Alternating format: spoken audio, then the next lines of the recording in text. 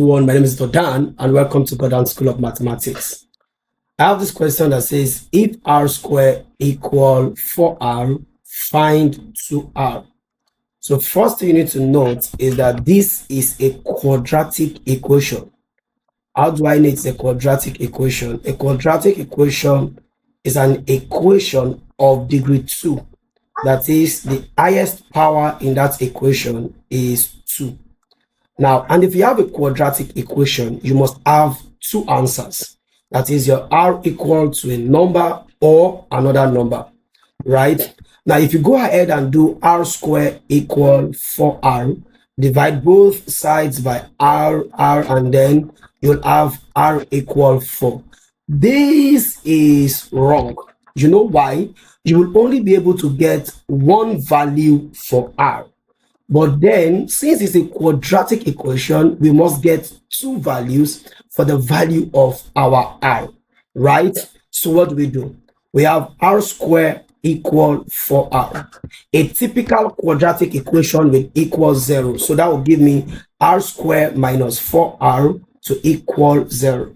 That is, if I take 4r to this side, it becomes minus 4r. Now, at this point, we can now factorize r, because from the first term, r is common as well as in the second term. So factorize r out, we would have r left, because if you take r out of r squared, you have 1r. Multiply it, r times r gives us r squared back.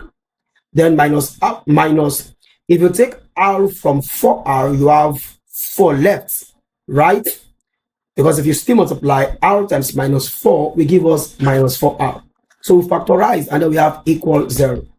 Now remember, when you have two values multiplying themselves, say a times b equal 0.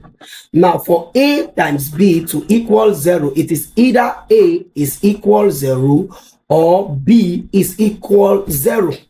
Right? Because for us, if a is 2, if b is 2, for example, and then a is 0, that will be 0 times 2, we will still have 0. If b is the one that is 0 and a is 3 or 2, we have 3 times b equals 0, will give us 0. So if we have a times b equals 0, for this to be true, it's either a is equal 0, b is equal 0, or both of them is equal 0, because 0 times 0 is still equal 0.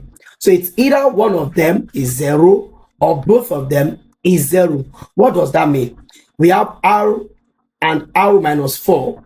So it means if for us to have r or r minus 4, right, to equal 0, it is either r is equal 0 or r minus 4 is also equal 0. So that we can now have our first value for r is 0, then or r equal minus 4 goes to the other side, it becomes 4. So we already have our two values. So we say our r is equal either 0 or 4.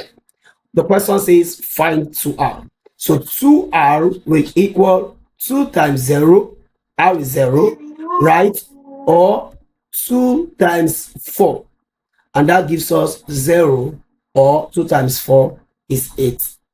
Thank you for watching. Please remember to like, comment, and share so that as many students who need to watch this can see this. If this is your first time coming across my page, you are welcome. Please do well to subscribe and click on the notification bell so that you can be notified when we drop videos. We drop videos like this every day of every week. See you in the next class. Bye for now.